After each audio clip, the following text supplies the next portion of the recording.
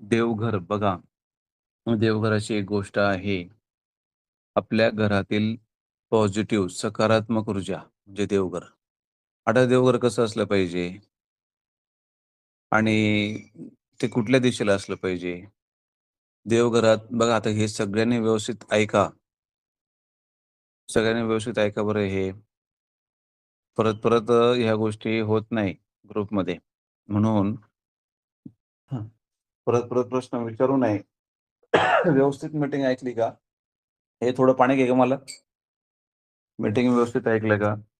आपल्याला बऱ्याच गोष्टींचे प्रश्न, आपल्याचे उत्तर आपल्याला मिळतात. तिथलं बटन कुठे गेले?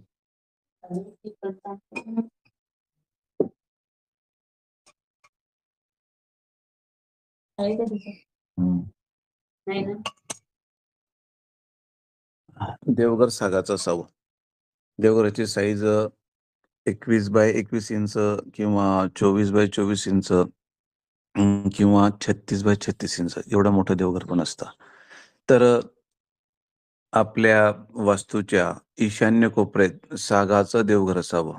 इतरत्र मार्बल किंवा अ, भिंतीमध्ये कोरून ठेवलेलं किंवा बांधलेलं असं देवघर काही ठिकाणी कडप्प्याचं असतं, काही ठिकाणी मार्बल वापरलं जातं.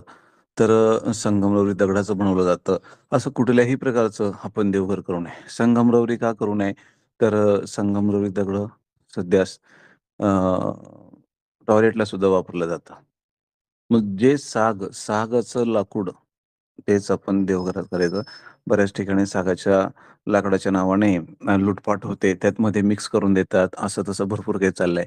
म्हणून आमचा प्रयत्न असेल, की देवघर शुद्ध सागाचं लाकडाचं असेल. त्यात कुठल्याही प्रकारची तडजोड नाही. आमचा प्रयत्न असा आहे, की बघा तुम्ही कुठेही जरी गेलात, खूप पैसे देतात, पण तुम्हाला साग असतंच असं नाही. मध्ये कुठलेही लाकूड टाकून बाहेर फक्त फ्रेम सागाची असते. एवढं सांगून तुम्हाला ते असं सागाचं आहे असं सांगितलं जातं. तर आपण कितीतरी लोन काढतो, फ्लॅट घेतो, घरं बांधतो. पण जे महत्त्वाचं घरामध्ये जे ऊर्जास्थान आहे, त्याकडे आपण दुर्लक्ष करतो. तर दुर्लक्षित करू नये. काही दिवसात आम्ही अगदी सुंदर सागाचे आणि व्यवस्थित मापानुसार देवघर बनवणार आहेत आणि पूर्ण पॅकेजनुसार देवघरांच्या मूर्तीसहित देवघर तुम्हाला पुण्याच्या फ्लॅटला यायचं आणि घेऊन जायचं. अगदी स्वामींच्या फोटोसहित, तुमच्या कुलदेवीच्या फोटोसहित, अगदी सुंदर देवघर, पूर्ण टाकासहित, सर्व प्रकारच्या टाकासहित असं एक पॅकेज सांगणार आहे आणि तिथून तुम्ही ह्या श्री गुरुदेव दत्त परिवाराचं देवघर असेल, त्या मूर्त्या, ते अनुभव आणि नंतरची तुमची भक्ती असेल, तर मग महाराज सरळ-सरळ नैवेद्य खातील. तर ह्या सगळ्या माध्यमातून एक शुद्ध भाव ठेवून तुमचं देवघर हे स्वतंत्र आणि खूप शक्तिशाली घरात साक्षात अक्कलकोट, गाणगापूर, पिठापूर, गिरनारांची ऊर्जा असावी, असं देवघर आम्ही देण्याचा प्रयत्न करणार. त्यात तुमचा भाव, भक्ती असलं पाहिजे. बरं, सागाचं देवघर असलं पाहिजे, ते आपण मस्त चौरंगावर ठेवावं. आपण बसल्यानंतर स्वामींची जी काही फोटो आहे, तो आपल्या थोडा वर गेला पाहिजे. ठीक आहे ना? आपल्यापेक्षा थोडा वर गेला पाहिजे. चालेल आणि देवघरामध्ये आता काय-काय असलं पाहिजे? सागाचं तर असलंच पाहिजे आणि ईशान्येला देवघर ठेवलं पाहिजे. ईशान्येला देवघर ठेवताना आपलं तोंड पूर्वेला आणि देवांचं तोंड पश्चिमेला आलं पाहिजे. असं ठेवलं पाहिजे. आता बरं स्वामी देवघरात प्रथम असले पाहिजे, गुरुतत्वाने. स्वामींचा फोटो असलाच पाहिजे. त्यानंतर आपला कुलदेवीचा फोटो असला पाहिजे. 2 गोष्टी महत्त्वाच्या. मग कुलदेवी कोणती? 3.5 शक्तिपीठातलीच देवी असली पाहिजे. तिचा आपण फोटो देवघरात ठेवावा. नंतर गणपती सगळ्यात महत्त्वाचं महाराज बसलेत म्हणजे आपल्या डाव्या साईडला आणि महाराजांच्या उजव्या साईडला गणपती असला पाहिजे. गणपती कोणता असला पाहिजे? दगडूशेठ हलवाईची मूर्ती असली पाहिजे. आणि गणपती कसा असला पाहिजे? गणपती कसा असला पाहिजे? डाव्या सोंडेचा. उजव्या सोंड्याचा गणपती ठेवत नाही आणि जर ठेवलाच तर त्याची कडक उपासना करावी लागते. फलप्राप्ती खूप छान असते. पण आपल्या संसार प्रपंचामध्ये बऱ्याच अडचणी असतात. म्हणून कधी 4 दिवस घर बंद असलं म्हणजे घरात अडचणी असल्या तर आपलं देवघर बंद असतं. दुसरा स्वयंपाक करणारा कोणी नसतो. मग आपण ते पालन करत नाही आणि त्याला रोज अभिषेक लागतो. म्हणून उजव्या सोंडेचा गणपती देवघरात ठेवू नये. डाव्या सोंडेचा गणपती ठेवावा. गणपतीच्या शेजारी जवळच बाळकृष्णाची रांगता बाळकृष्णाची मूर्ती असावी. मूर्त्या कशा असाव्यात? पाठपोट एकदम भरीव, पोकळ नको, आसन हलणारं नको, देवांना असं छिद्र, डाग, काळपट पडलेले देव नको. असेल ताबडतोब बदलून घ्यायचे. बाळकृष्णाची मूर्ती. बाळकृष्णाच्या मूर्तीजवळ कुठली मूर्ती असली पाहिजे? स्वामींची मूर्ती. स्वामींच्या मूर्तीच्या नंतर 2 देवीच्या मूर्त्या.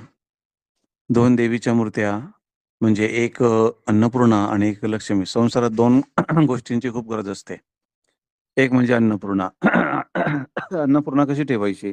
तर अन्नपूर्णा आता आपण तांदळामध्ये छोट्याशा ताटलीत तांदूळात आपण अन्नपूर्णा ठेवतो. नंतर मग लक्ष्मीची मूर्ती असली पाहिजे आणि त्यानंतर शिवपिंड ठेवली पाहिजे. कुलदेवीचे टाक कुलदेवीचे फोटो समोर ठेवले पाहिजे. नंतर कुलदेवी समोर श्रीयंत्र ठेवलं पाहिजे. श्रीयंत्र ठेवलं आणि रुद्रयंत्र महादेवाच्या पिंडीच्या समोर ठेवलं पाहिजे खाली. पहिल्या स्टेपला दुसऱ्या स्टेपला मूर्त्या, तिसऱ्या यंत्र असं असलं पाहिजे. आपण घरामध्ये ठेवलं पाहिजे. रुद्रयंत्र किंवा महामृत्युंजय यंत्र असते. हे आरोग्यासाठी महत्वाच्या लक्ष्मी म्हणजे श्रीयंत्र हे आर्थिक आपलं असलं पाहिजे. बरं रुद्रयंत्रावरती रुद्राक्षाची माळ असली पाहिजे आणि श्रीयंत्र गठ्ठ्याची माळ ठेवली पाहिजे. आपल्या शक्यतो समई ही उजव्या साईडला पाहिजे. गणपती समई पाहिजे डाव्या साईडला अगरबत्ती स्टँड किंवा धूप स्टँड असलं पाहिजे.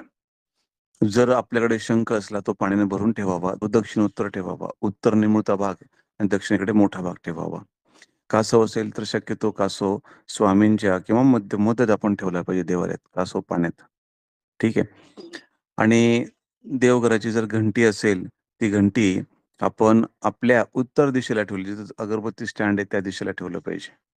नारळ वगैरे हे काही गोष्टी आहेत, लगेच कोणी येईल नारळ असा स्वामींजवळ ठेवतो. देवघरात नारळ ही ठेवत नाही. देवघराच्या बाहेर कळस मांडला पाहिजे. काही लोकं डायरेक्ट देवघराच्या मध्येच कळस मांडून ठेवतात. फार चुकीचं आहे. देवघराच्या बाहेरच आपण कळस मांडावा. देवघरात समोर मांडावा. देवघरात कळस मांडू नये. बरं आता एवढंच देवर असले पाहिजे. त्याच्यामध्ये आता स्वामींची मूर्ती किंवा दत्ताची मूर्ती दोघींपैकी एक असली चालेल. बाकी इतरत्र कुठलेही देव आपण देवाऱ्यात ठेवू नये. गणपती, बाळकृष्ण, स्वामींची मूर्ती, 2 देवीच्या मूर्त्या आणि पिंड. बरं. आता पिंडीमध्ये अनेक शंकर अवतारांची सेवा केली जाते. कालभैरव, ज्योतिबा, खंडोबा. विशेष करून फक्त कुलदेवीचेच टाक असले पाहिजे. कुलदेवतांचे टाक नसले तरी चालेल. पिंडीतून आपण त्यांची सेवा करतो. नाहीतर मग वंश परंपरागत खंडोबाची टाक असेल तर ते घ्या करून. पण स्वतः तुम्ही अशी सवय नका लावू किंवा मी खंडोबाची टाक करू. खंडोबाची सेवा महादेवाच्या पिंडीतूनच केली जाते. बरं इतरत्र विष्णूचे अवतार देवघरात ठेवून बाळकृष्ण असला तर त्यात राम पण आलेत. विष्णूचे सगळे अवतार जेवढे विष्णूने अवतार घेतले ते सगळ्या अवतारांची पूजा बाळकृष्णाच्या मूर्तीतून करता येते. तर या गोष्टी सगळ्यांनी काटेकोरपणे पालन करावेत. देवघरात पितरांचा टाक शक्यतो ठेवू नये. काही ठिकाणी ठेवला जातो, पण त्या घरांमध्ये मनस्ताप असतो. पितरं जर वाईट गतीला गेले तर मनस्ताप असतो. पितरं जर स्वर्गात गेले असेल तर मग सुखशांती असते. आता तुम्हाला कळेल का तुमचे पितृ स्वर्गात आहे का नरकात आहेत? शक्यतो पितरांचे टाक ठेवू नये. पितरांचे फोटो आपल्या दक्षिण दिशेला उत्तरेकडे तोंड करून ठेवावेत. तेही 6 फूट उंचीवरती.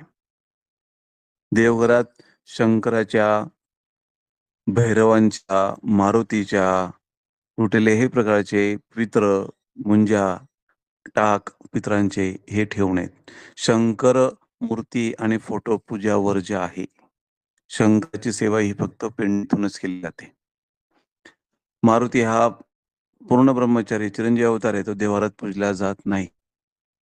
संतोषी माता, गायत्री माता हे फोटो देवाऱ्यात ठेवू नये. कडक उपासना असतात, त्याचा त्रास होतो. आजकाल तुम्ही काहीच कोणत्या गोष्टी पाळत नाही. दगडाच्या मूर्त्या कोणत्याही देवाऱ्यात असू नये. महादेवाची पिंड आहे, ती पिंड आहे मी आम्ही इथून आणली ना, आम्ही उज्जैनला गेलो आणि तिथून मला ती मिळाली. दगडाच्या पिंडी देव्हाऱ्यात ठेवू नये. ते विकणारे चुकीचे आहेत. त्यांना त्या गोष्टीचं ज्ञान नाहीये. देव सगळे पंचधातूचेच असले पाहिजे. इतरत्र चांदी, सोनं देवघर चांदी, सोन्याचं करू नये. ज्या घरामध्ये चांदीचे देव आहेत, त्या घरांमध्ये भक्ती होऊ शकत नाही. चांदीचे देव असणं म्हणजे अतिशय लोचट आणि स्वार्थाचं प्रतीक आहे. ते देवाचे होऊच शकत नाही. ते कोणाचेच नाही. देव सोन्याचे, चांदीचे कधीच करू नये. त्यांच्याकडे पैसा असेल, पण तो सगळा वाम मार्गाने मिळवला असेल, संतती वाईट मार्गात जाईल. ते फक्त स्वार्थ आणि लोभाचे लोकं असतील. त्यांचं काहीच अध्यात्माशी घेणं-देणं नाही. आध्यात्मिक उंची मिळणार नाही. नंतर त्यांचे पित्र हे नरकाच्या अधीन जातात. लक्षात घ्या. घरामध्ये आत्महत्या किंवा असे प्रकार घडू शकतात. चांदी, सोन्याचे देव कधीच करू नये. हां, फक्त टाक चांदीची करायला परवानगी आहे. बाकी कुठल्याच चांदीची करू नये. कुलदेवतेची टाक चांदीची करू शकतात. ठीक आहे. सर्वसामान्य व्यक्तीला कळत-नकळत, अज्ञात-अज्ञात अडचणी निर्माण होतात. म्हणून पंचधातूचेच देव आहे. आता जपमाळ कुठल्या-कुठल्या, कशा-कशा आपण वापराव्यात? साधी सरळ तुळशीची माळ जपाला वापरावी. 108 मणींची असली पाहिजे. जपमाळ कशी करतात? सगळ्यांना माहिती आहे का? एकदा मी कुठेतरी प्रॅक्टिकल करून दाखवेल. तो व्हिडिओ ग्रुपवर टाकला जाईल. जपमाळ पूर्ण ओलांडू नये. ती कशी धरावी? इथून सुरुवात आहे.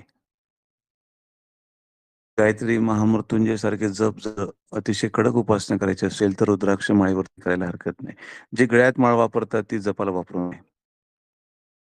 स्फटिकाची माळ श्रीयंत्र महालक्ष्मीचे जप करण्यास शक्य आहे.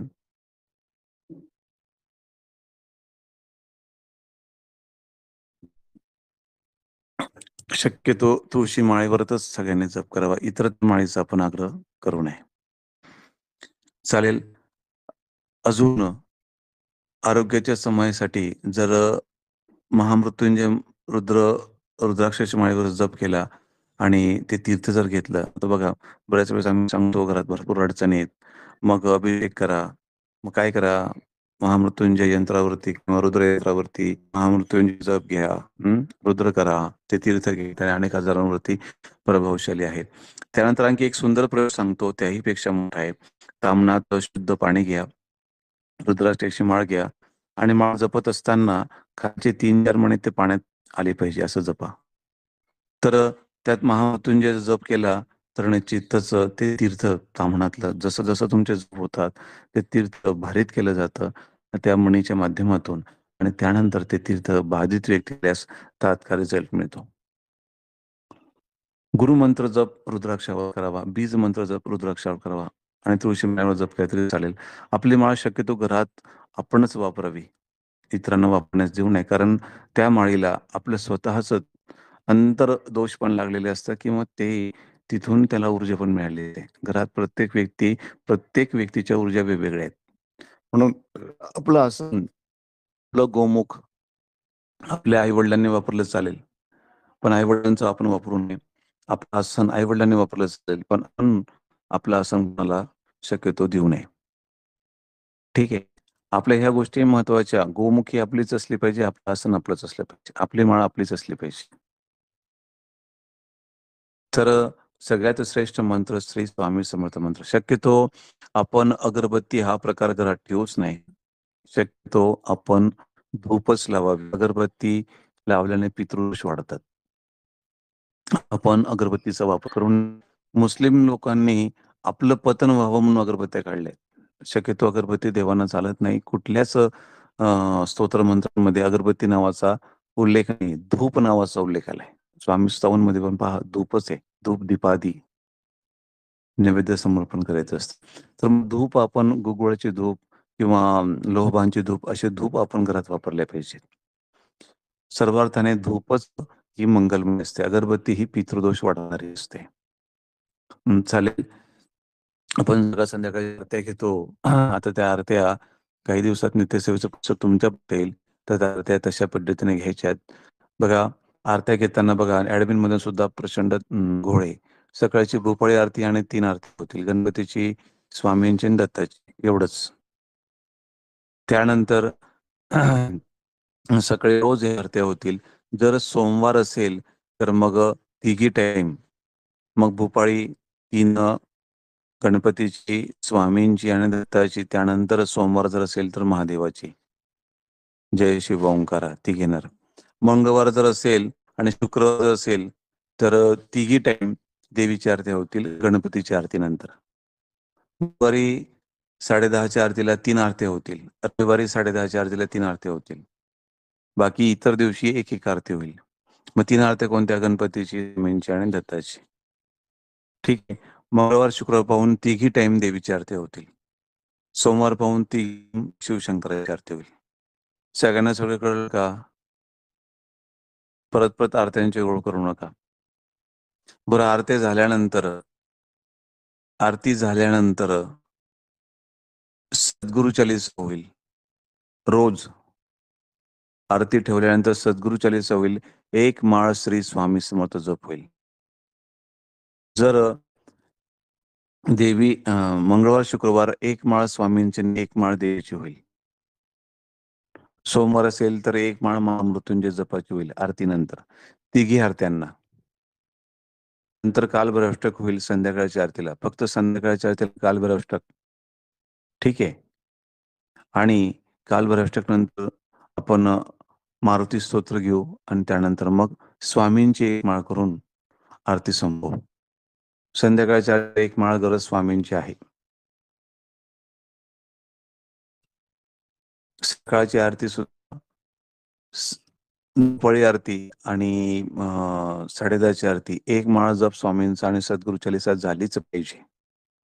संध्याकाळी सुद्धा सद्गुरु चालीसा, कालभैरवाष्टक, मारुती स्तोत्र 1 माळ स्वामींची झाली पाहिजे. त्यानंतर आरती संपवायची. 10:30च्या आरती सुद्धा मंगळवार, शुक्रवार पाहून देवीचे ओम ऐं ह्रीं क्लीं चामुंडावीचे मंत्र आणि स्वामींचा मंत्र 1 माळ झाला पाहिजे. सद्गुरु चालीसा झाली पाहिजे. ॲडमिनने सगळे नोट करून घ्या. समजा जर कळत नकळत मला माहित नसेल तर त्या गोष्टी लगेच. ही आपली त्रिकाळ आरती ऑनलाईनमध्ये होईल. शक्यतो नैवेद्य जर तुमचा 10:30 झाला नाही, काहीतरी महाराजांना एखादं फळ वगैरे ठेवून आपण ही आरती करावी. नंतर नैवेद्य द्या वाटल्यास. पण 10:30ला न चुकता आपण घरात प्रत्येकाने आरती करावी. पादुका सकाळी 5:15ला पूजन होतं पादुकांचं. त्यावेळेस आपल्या श्री स्वामी महाराजांची मूर्ती आपण अभिषेकाला लावून द्यावी. मोबाईल चालू करून द्यावा. स्वामींचा तिथेच होऊन जाईल. आपण आता रुद्र चालू करणार आहे. सोमवारचं रुद्र.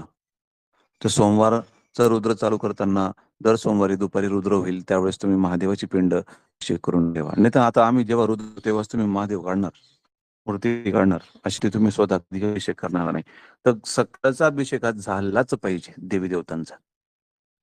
मंगळवार पाहून तुम्ही जेव्हा श्री सूक्त म्हटलं जातं त्यावेळेस तुम्ही देवीची सुद्धा मूर्ती अभिषेक करून घेत चला. प्रत्येक घरात घरबसल्या अभिषेक होणार आहेत. घरबसल्या. कुठे यायची गरज नाही. सकाळी उठायचं आणि फक्त अभिषेकाला लावायचं आणि मोबाईल लावून ठेवायचं. स्वामींचा अभिषेक होतो पुरुष सूक्त म्हणून. जेव्हा श्री सूक्त म्हटलं जातं तेव्हा तुमच्या देवीच्या मूर्त्या पण ठेवून द्या अभिषेकाला. हरकत नाही. श्री सूक्ताच्या माध्यमातून 4 वेळेस श्री सूक्त म्हटलं गेलं त्यात तुमचा तो देवीचा सुद्धा अभिषेक होऊन जाईल. श्रीयंत्राचा अभिषेक होऊन जाईल. हे सगळ्या बाबी पटापट तुम्हाला सकाळी उठून करता येतील आणि देव तुमचे चकचकीत अगदी सुंदर. आणखी देवघरात जर काही येडेवाकडे देव असले ते तात्काळ काढावेत. गोटे गाठे इकड तिकडचे. मी तुम्हाला शालिमार भेटलाय आणि मला त्या आमच्या पूर्वजांनी दिल्या आणि मला तर नदीत गोटा सापडलाय आणि माझं तर भाग्य उजळलं आणि माझं हे झालं आणि ते झालं. नदीत महादेवाची पिंड सापडली. हे सगळे गोटे तुमचे पूर्वजांना त्रास देतात. असं गोटे गाटे आपल्या श्री गुरुदेव परिवारात कुठलेच मानले नाहीत.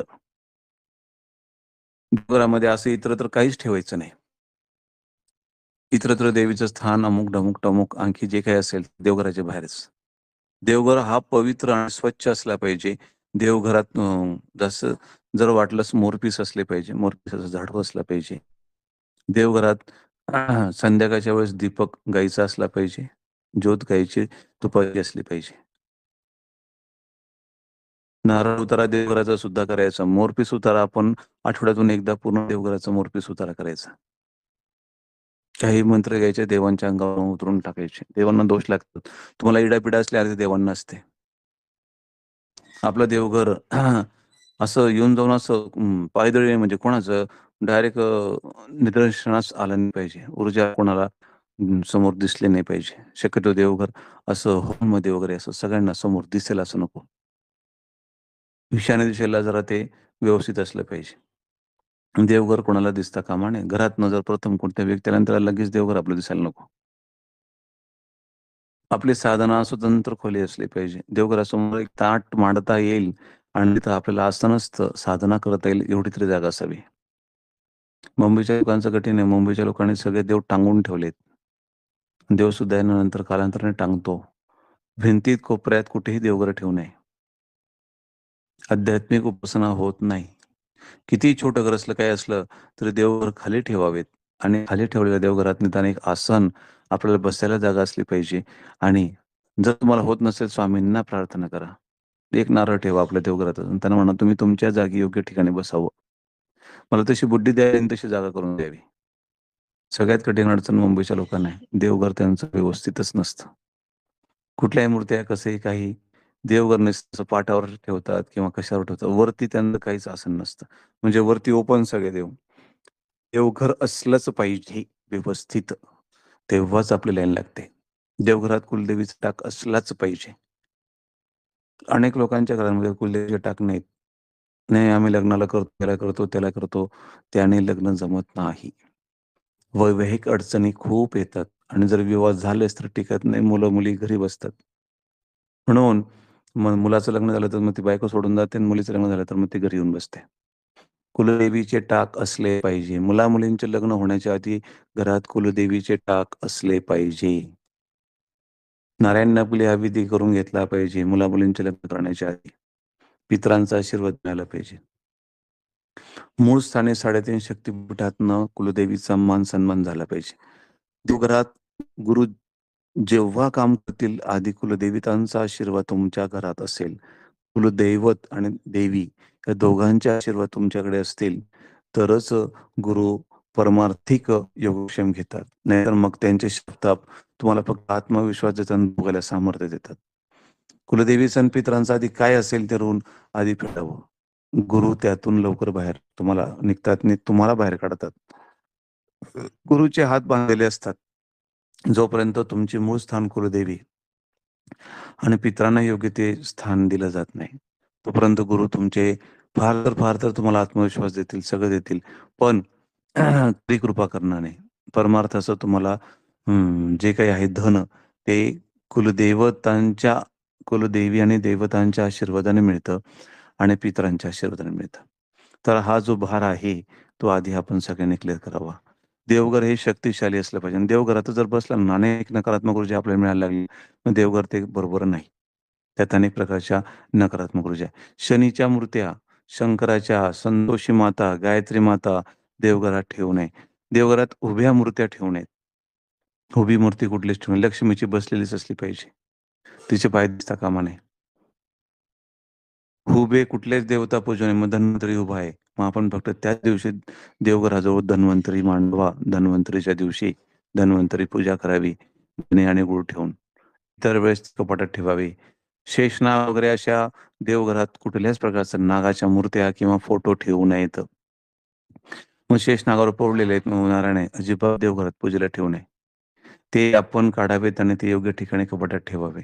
वैकुंठ चतुर्दशी किंवा एकादशीच्या कुठल्याही दिवशी नारायणाची पूजा करता येते, तेव्हा फोटो काढावेत. शेषनाग असणं त्या शेषनागावरती पृथ्वी आहे. शक्यतो अशा गोष्टी देवघरात शेषनाग ठेवू नये. त्याने मग पुढे त्रास होतो कारण त्या नागाचा फुतकर आपल्या घरामध्ये असतो.